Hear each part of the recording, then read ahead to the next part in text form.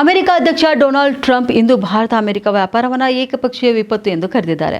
ಹಾಗೆ ಭಾರತವು ಕೂಡ ಅಮೆರಿಕದ ಸರಕುಗಳ ಮೇಲಿನ ತನ್ನ ಆಮದು ತೆರಿಗೆಯನ್ನು ಶೂನ್ಯಕ್ಕೆ ಇಳಿಸಲು ಮುಂದಾಗಿದೆ. ಆದರೆ ಭಾರತ ಈ ನಿರ್ಧಾರ ತೆಗೆದುಕೊಳ್ಳುವುದನ್ನು ಬಹಳ ತಡವಾಗಿದೆ ಎಂದು ಹೇಳಿಕೊಂಡಿದ್ದಾರೆ. ಅಮೆರಿಕ ಭಾರತದ ಮೇಲೆ ಶೇಕಡ 50% ಆಮದು ಸುಂಕ ವಿಧಿಸಿದೆ. ಇನ್ನು ಇದರ ಬೆನ್ನಲ್ಲೇ ಟ್ರಂಪ್ ಈ ಹೇಳಿಕೆ ಕೂಡ ನೀಡಿದ್ದಾರೆ. ಟ್ರಂಪ್ ಸುಂಕ ನೀತಿಗೆ ಟಾಂಗ್ ನೀಡಲೆಂಬಂತೆ ಚೀನಾದ ಶೃಂಗಸಭೆಯಲ್ಲಿ ರಷ್ಯನ್ ಅಧ್ಯಕ್ಷರ ಜೊತೆ ಪ್ರಧಾನಿ ಮೋದಿ ಬಹಳ ಆತ್ಮೀಯವಾಗಿ ಕಾಣಿಸಿಕೊಂಡಿದ್ದು ಖಾಸಗಿಯಾಗಿ ಮಾತುಕತೆಯನ್ನು ಕೂಡ ನಡೆಸಿದ್ದಾರೆ.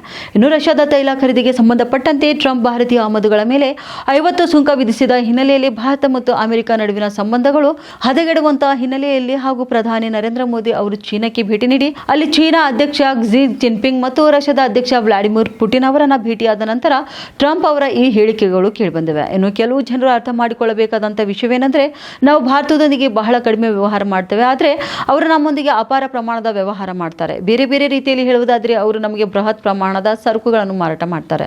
ನಾವು ಅವರ ಅತಿ ದೊಡ್ಡ ಕ್ಲೈಂಟ್, ಆದರೆ ನಾವು ಭಾರತಕ್ಕೆ ಬಹಳ ಕಡಿಮೆ ಮಾರಾಟ ಮಾಡ್ತೇವೆ. ಈ ವ್ಯಾಪಾರ ಒಂದು ಏಕಪಕ್ಷೀಯ ವಿಪತ್ತು ಎಂದು ಹೇಳಿದ್ದಾರೆ. ಇನ್ನು ಭಾರತವು ಇಲ್ಲಿಯವರೆಗೆ ಯಾವುದೇ ದೇಶಕ್ಕಿಂತ ಹೆಚ್ಚಿನ ಸುಂಕಗಳನ್ನು ನಮಗೆ ವಿಧಿಸಿದೆ. ಇದು ಸಂಪೂರ್ಣವಾಗಿ ಏಕಪಕ್ಷೀಯ ವಿಪತ್ತು ಅಲ್ಲದೆ ಭಾರತವು ತನ್ನ ಹೆಚ್ಚಿನ ತೈಲ ಮತ್ತು ಮಿಲಿಟರಿ ಉತ್ಪನ್ನಗಳಿಗೆ ರಷ್ಯಾದಿಂದ ಖರೀದಿಸುತ್ತದೆ. ಯುಎಸ್ಎನಿಂದ ಬಹಳ ಕಡಿಮೆ ಖರೀದಿ ಮಾಡುತ್ತೆ. ಇನ್ನು ಅವರು ಕೂಡ ತಮ್ಮ ಸರಕುಗಳನ್ನು ಶೂನ್ಯಕ್ಕೆ ಇಳಿಸಲು ಮುಂದಾಗಿದ್ದಾರೆ. ಆದರೆ ಅದು ಬಹಳ ತಡವಾಗಿದೆ. ಅವರು ವರ್ಷಗಳ ಹಿಂದೆಯೇ ಹಾಗೆ ಮಾಡಬೇಕಾಗಿತ್ತು ಎಂದು ಟ್ರಂಪ್ ಹೇಳಿಕೊಂಡಿದ್ದಾರೆ.